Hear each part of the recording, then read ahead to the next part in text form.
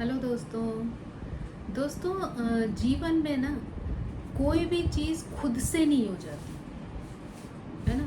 चाहे वो टाटा बिरला अंबानी हो या गूगल फेसबुक जैसे प्लेटफॉर्म हो। जिन भी लोगों ने इनको बनाया है ना, जिन लोगों ने भी इसकी शुरुआत की, आप उनके बारे में जब पढ़ना शुरू करेंगे तो आपको समझ में आएगा कि ये लोग वो लोग हैं जो खुद अपने भाग्य के निर्माता हैं।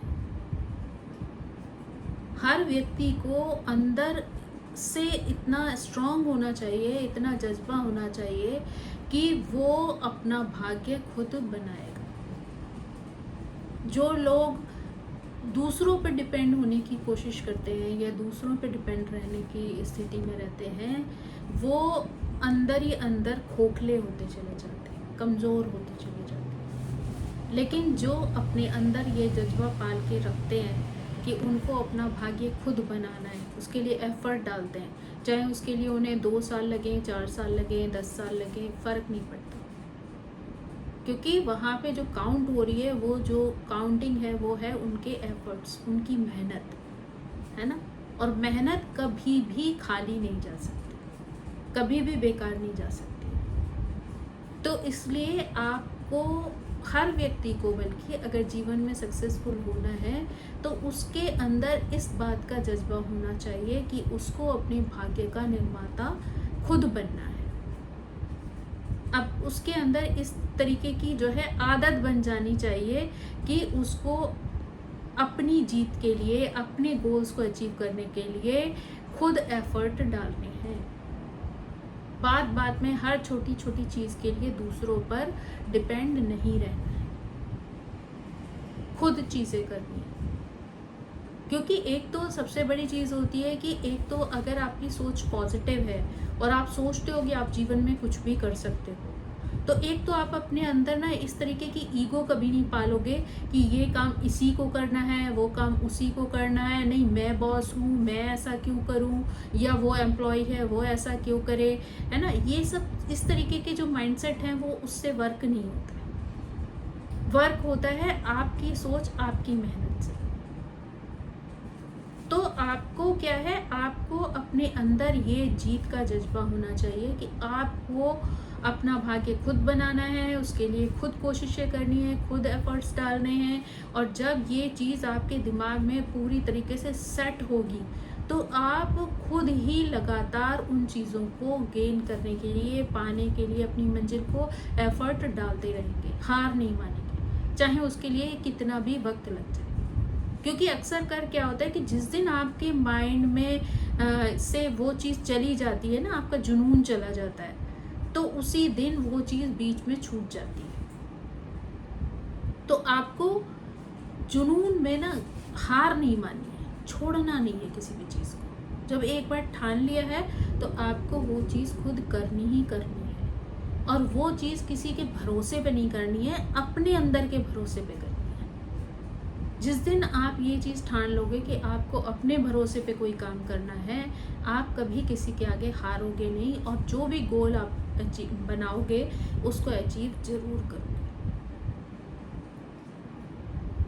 दूसरी जो चीज़ होती है वो होती है कि व्यक्ति के अंदर का डर। इंसान ना कोई भी काम शुरू करने से पहले, कोई भी रिस्क लेने से पहले क्या होता है, डर जाता है। उसको किस चीज़ का डर होता है, फेल्योर का, हार का डर होता है। जबकि अगर आप हमारे हिंदू ग्रंथों को भी पढ़ेंगे, गीता को भी अगर आपने समझा होगा, जाना होगा, तो आप जानते हैं कि तो आप समझ पाएंगे कि गीता में भी यही कहा गया है कि फल की चिंता मत करो, अपने कर्मों को करो। तो अगर बिना चिंता किए, फल की बिना चिंता किए अगर आप अपना कर्म करोगे तो एक ना एक दिन आप अपने गोल को अचीव जरूर करोगे। लेकिन अक्सर कर जो लोग फेल्योर होते हैं उसका रीज़न यही होता है कि वो जरा सा जैसे शुरू किया और कोई चीज़ नहीं हो पाई, तो वो हार के डर से, उस चीज़ के ख़त्म हो जाने के डर से ही उस चीज़ को बीच में छोड़ देते हैं। और जब वो चीज़ बीच में छूट जाती है तो ऑब्वियसली आप गोल तक, अपनी मंजिल तक कभी पहुंचेंगे ही नहीं। तो थोड़ा सा अगर आपको ज़िंदगी में आगे बढ़ना है तो रिस्क लेने की आदत डालिए। अगर थोड़ा बहुत कोई चीज़ ऊपर नीचे होगी भी तो आप मेंटली उस चीज़ के लिए प्रिपेयर रहिए कि ठीक है, कोई भी काम हम करेंगे तो एकदम से सीढ़ी चढ़ जाए ऐसा नहीं होगा ना। कभी कभी हमें उन चीज़ों के लिए समझना भी पड़ता है, रुकना भी पड़ता है, उनको देखना भी पड़ता है कि कितनी दूरी है, किस तरीके की चीज़ें हैं बीच में, है ना। तो आप रिस्क लेने से घबराइए मत। आपने अगर अपने लिए सोचा है तो आप सोचिए कि नहीं, कोई बात नहीं, अगर मुझे इस मंजिल तक पहुंचना है तो रिस्क तो लेना ही पड़ेगा, है ना। तो आप जो चीज़ है फेल होने के डर को अपने दिमाग से निकाल दीजिए। फिर उसके बाद क्या है कि जो सबसे बड़ी चीज़ है वो है गोल बनाना, है ना। आप बहुत सारी चीज़ें अपने दिमाग में रखेंगे तो कंफ्यूज हो जाएंगे तो एक भी चीज़ अच्छे से नहीं कर पाएंगे। तो सबसे पहले अपना गोल बनाइए और अपने आप को मेंटली प्रिपेयर कीजिए कि इस काम को करने के लिए मुझे कौन कौन से एफर्ट डालने पड़ सकते हैं और क्या क्या चीज़ें इसके पीछे ऐसी आएंगी जिसके लिए मुझे फेस करना पड़ सकता है जिन चीज़ों को। तो आपको उनकी डिटेलिंग समझना बहुत ज़्यादा ज़रूरी है। आपको उसको बैकग्राउंड में होने वाली प्रॉब्लम्स और अच्छाइयाँ सबको समझना ज़रूरी है। आपको उस बीच बीच में आने वाली हार को समझना भी ज़रूरी है, क्योंकि अगर आप उन चीज़ों को एक्सेप्ट नहीं करेंगे तो भी आपको प्रॉब्लम फेस करनी पड़ सकती है। तो इसलिए आपको उन चीज़ों को डिटेल में समझना ज़रूरी है। कोई भी काम आप शुरू करने जा रहे हैं, पहले अपना गोल डिसाइड कर लीजिए, है ना।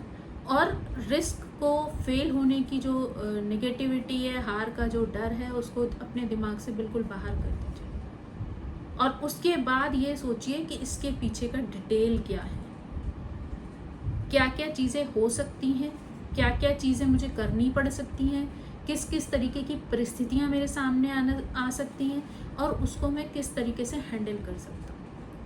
तो ये डिटेलिंग जो है वो आप अपने दिमाग में पूरा सेट कर लीजिए पहले से, ताकि आप मेंटली प्रिपेयर हो जाएं। अचानक कोई परिस्थिति ऊपर नीचे आती है तो आप एकदम घबरा कर चीज़ों को छोड़ ना दें बीच में, है ना। आप बीच में ही कहीं ऐसा ना हो कि आप हार मान जाए, क्योंकि अगर आपको अपना भाग्य खुद बनाना है तो उसके लिए आपको चीज़ों को पहले से समझना भी ज़रूरी है, पॉजिटिव को भी और निगेटिव को भी। ऐसा नहीं है कि सिर्फ पॉजिटिव सोचते हैं, आपको निगेटिव सिचुएशंस को भी पहले से दिमाग में बिठाना पड़ेगा कि भाई अगर ऐसा होता है तो उसके लिए मैं क्या कर सकता हूँ, उसके लिए कैसी चीज़ें कर सकता हूँ, है ना। तो ये सारी चीज़ें या क्या फेस करना पड़ सकता है उन सारी स्थितियों में, तो आपको इन सारी परिस्थितियों के लिए मेंटली प्रिपेयर रहना पड़ेगा। उसके बाद जो चीज़ आती है वो है कि आपको अपनी सेल्फ केयर करना बहुत ज़्यादा ज़रूरी है, क्योंकि आप अगर मेंटली और फिजिकली दोनों तरीके से हेल्दी नहीं होंगे तो आप अपने गोल को अचीव नहीं कर पाएंगे। क्योंकि मान लीजिए कोई क्लाइंट नहीं आया या कोई बिजनेस आपके हाथ नहीं आया, पता चला आप डिप्रेशन में चले गए। अरे बिजनेस है यार, उसमें बहुत सारे क्लाइंट आएंगे, सब आपको ही बिजनेस दे के जाएं ऐसा ज़रूरी नहीं है। और ऐसी सोच आप तभी रख पाएंगे जब आप मेंटली स्ट्रांग हो, और उसके लिए सिर्फ मेंटली स्ट्रांग होना इम्पॉर्टेंट नहीं है, आपका हेल्दी होना, फिजिकली भी हेल्दी होना बहुत ज़्यादा ज़रूरी है। क्योंकि आपको हो सकता है कि लोग कम हो, शुरू में आपको मेहनत करनी पड़े, फिजिकली भी मेहनत करनी पड़े, मेंटली भी आपको बहुत सारी प्लानिंग्स करनी पड़े, बहुत सारी चीज़ें सोचनी पड़े, तो उसके लिए आपका दोनों तरीके की हेल्थ अच्छा होना भी ज़रूरी है। तो इसलिए अगर आप किसी काम को करने के लिए एफर्ट डाल रहे हैं तो अपनी सेल्फ केयर भी कीजिए। ऐसा नहीं है कि उस चीज़ को, गोल को पाना है तो आप अपने आप को भूल जाएं, क्योंकि जिस दिन अगर आपकी हेल्थ खराब होगी, चाहे शारीरिक रूप से या मानसिक रूप से, आपको प्रॉब्लम फेस करनी पड़ेगी।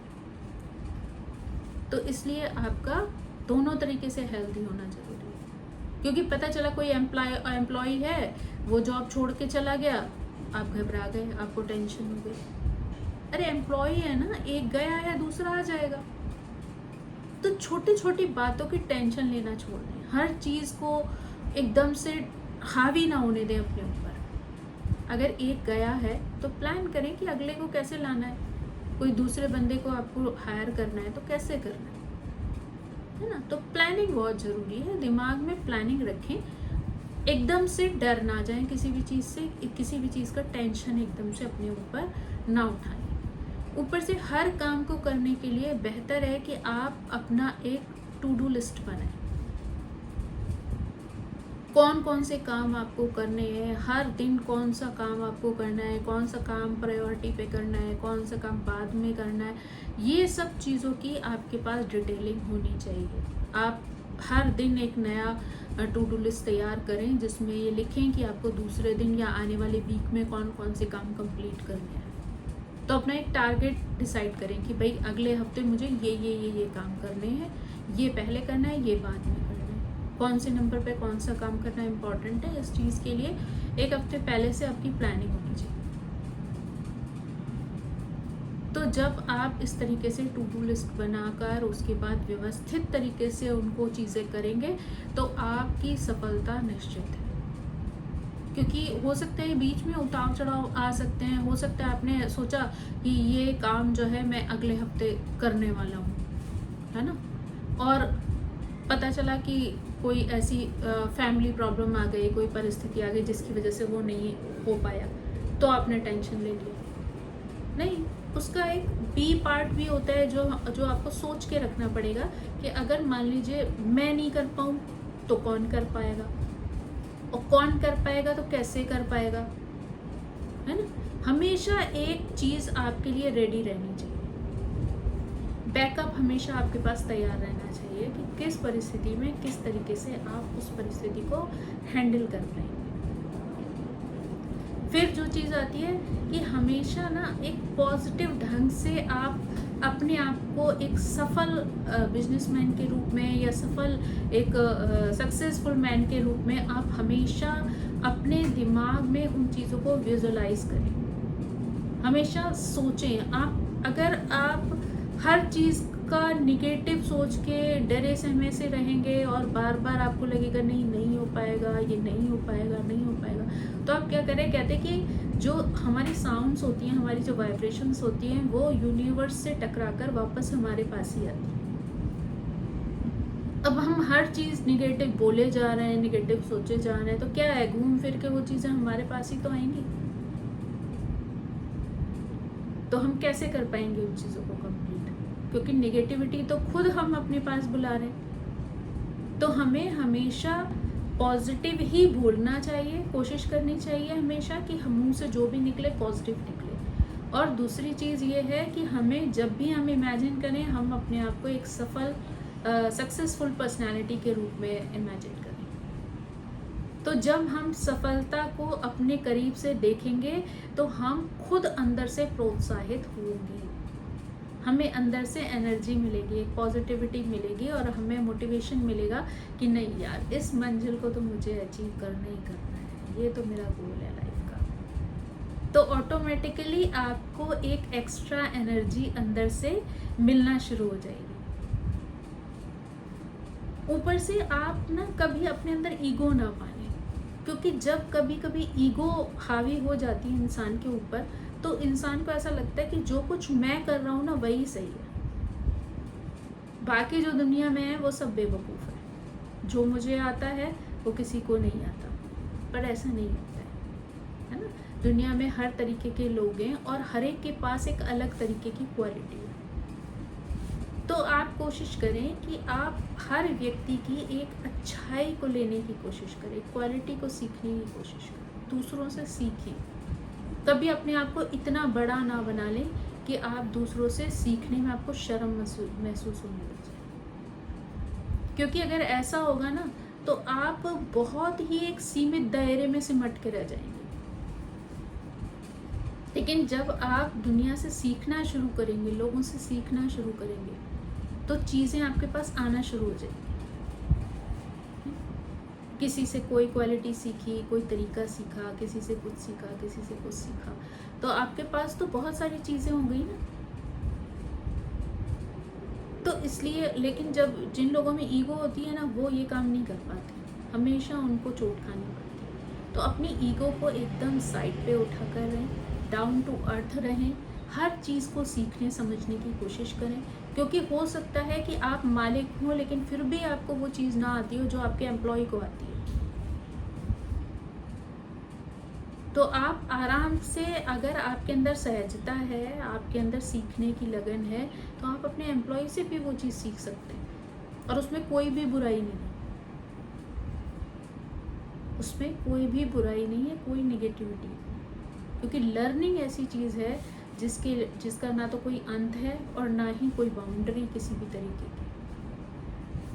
आप कभी भी, कहीं भी, किसी से भी, किसी भी रूप में सीख सकते हैं। तो आप दूसरों से सीखिए, जितना हो सके दूसरों को जानने की कोशिश करिए। ऊपर से आपको अगर एक अच्छा बिजनेसमैन बनना है तो आपके लिए बहुत ज़्यादा ज़रूरी है कि अपना आप नेटवर्किंग बहुत अच्छा करें, लोगों के साथ कम्युनिकेशन बहुत अच्छा रखें।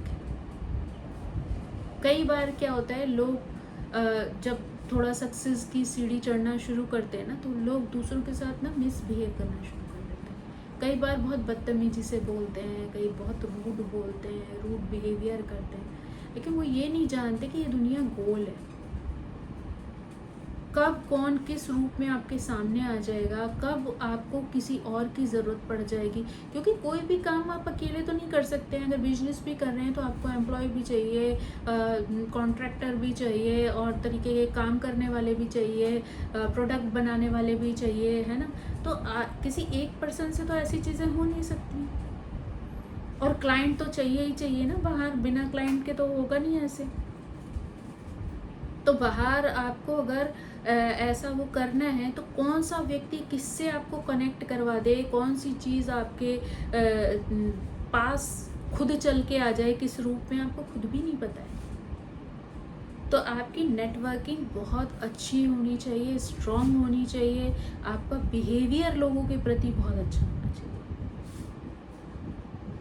क्योंकि कहते हैं ना कि जो नम्र होता है वो ज़्यादा अच्छे से ऊंचा खड़ा हो सकता है। जो ऊंचा होने की कोशिश कर रहा होता है, सिर्फ दिखावा कर रहा होता है, वो कब टूट जाएगा पता नहीं। तो इसलिए नम्र बनिए, सहज बनिए, है ना। अच्छे लोगों से अपना कांटेक्ट बढ़ाइए, जितने ज़्यादा से ज़्यादा लोगों से आप जुड़ सकते हैं जुड़िए, और दिल से जुड़िए, सॉफ्टनेस के साथ जुड़िए। कभी भी किसी की ऐसी इंसल्ट मत करिए, किसी को छोटा मत समझिए, क्योंकि पता नहीं है कि कौन सा व्यक्ति आपके सामने किस रूप में आके खड़ा हो जाएगा। तो सभी का सम्मान करें, ये बहुत ज़्यादा इम्पॉर्टेंट है कि आप सबका सम्मान करें। क्योंकि कई बार नेटवर्किंग के थ्रू ही आपको ये चीज़ें पता चलती हैं कि लोगों की ज़रूरतें क्या हैं। मान लीजिए आप कोई प्रोडक्ट बना रहे हैं, तो आप तो सिर्फ आपका एक नज़रिया हो सकता है ना, आपकी सोच एक हो सकती है, या आपने मान लीजिए 10 एम्प्लॉय रख रखे हैं तो वो 10 की 11 की सोच होगी। लेकिन जब आप 1000 लोगों से मिलेंगे तो 1000 लोगों की क्या रिक्वायरमेंट्स हैं, किस किस तरीके की ज़रूरतें हैं, कैसे कैसे वो वर्क करेंगी, कैसे कैसे लोगों को वो चाहिए होंगी, और आपको उनको किस तरीके से डेवलप करना है कि वो उन 1000 लोगों के काम आ सकें।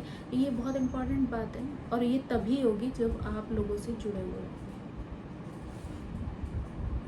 तो लोगों से जुड़ने का प्रयास करें, ऊपर से वक्त के साथ चलें, क्योंकि डे बाय डे टेक्नोलॉजी बहुत स्पीड से भाग रही है। नई नई तरीके की हर दूसरे दिन एक नई टेक्नोलॉजी आके खड़ी हो जाती है। तो कई बार क्या होता है कि हम उस तरफ ध्यान नहीं देते और हम आउटडेटेड से हो जाते हैं, हमें पता ही नहीं चलता कि दुनिया किस तरफ चली गई। और फिर एक टाइम ऐसा आ जाता है कि हम बहुत नर्वस फील करने लगते हैं कि दुनिया तो इतनी स्पीड से बाहर आगे चली गई और हम वहीं की वहीं खड़े हुए हैं।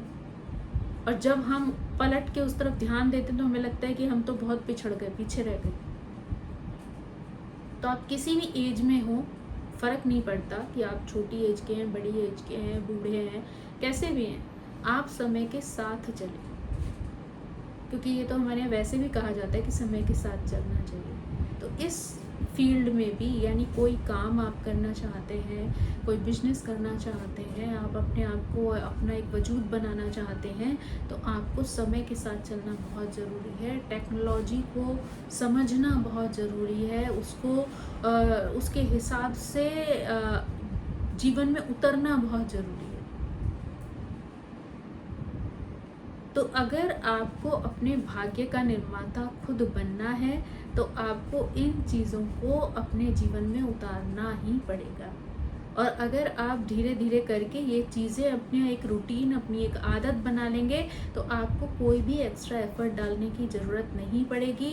और एक न एक दिन ऐसा ज़रूर आएगा जब आप सफलता की सीढ़ी चढ़ते हुए अपनी उस मंजिल तक पहुंच ही जाएंगे जो आपने सोच रखी।